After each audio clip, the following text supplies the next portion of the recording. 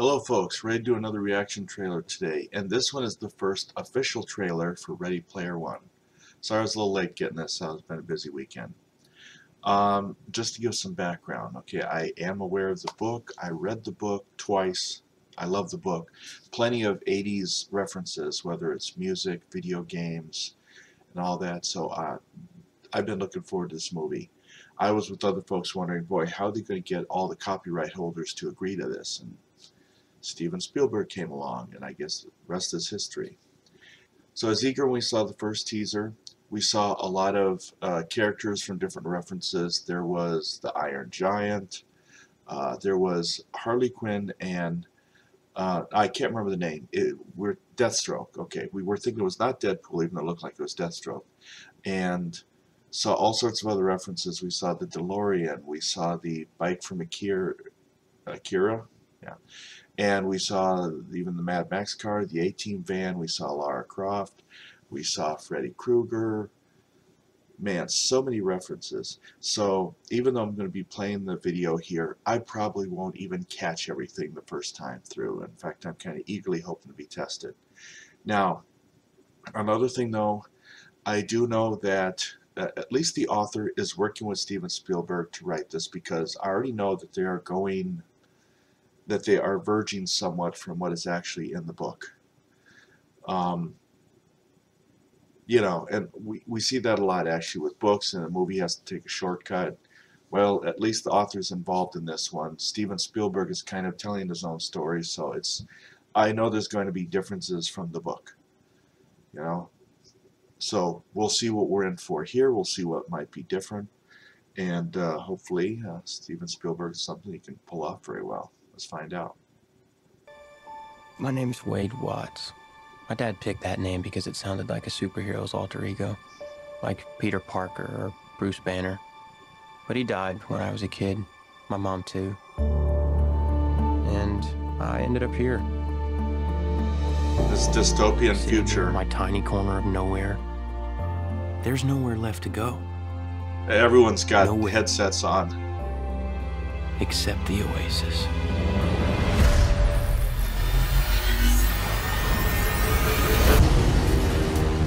A whole virtual universe.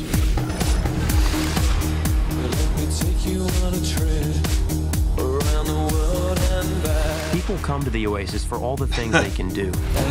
Wow, he's looking different in there, isn't he? But they stay because of all the things they can be. Can you feel this? Yeah. It's the only place that feels like I mean anything. Those haptic suits, man. The Oasis was the brainchild of James Halliday. Hello. If you're watching this, I'm dead. I created a hidden object, an Easter egg. The first person to find the egg will inherit $500 billion and total control of the Oasis itself. Who is So what this if they made? parcel? Oh, hello, music. How the hell is he winning? Find him. This isn't just a game. I'm talking about actual life and death stuff. The Oasis, the world's most important economic resource. it's nothing less than a war. A lot of visuals to take in.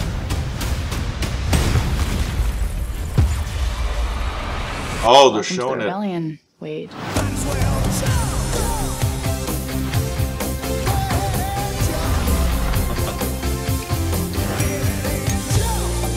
Like many of you, I only came here to escape.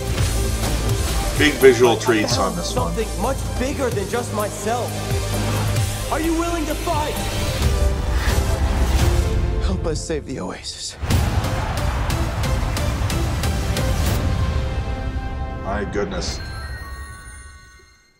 Give us something more, Okay, so as actually as I did with the last trailer I viewed, and there's so much visual treats in this one, I had to go back and take another glimpse real quick. Pausing, taking a look at things.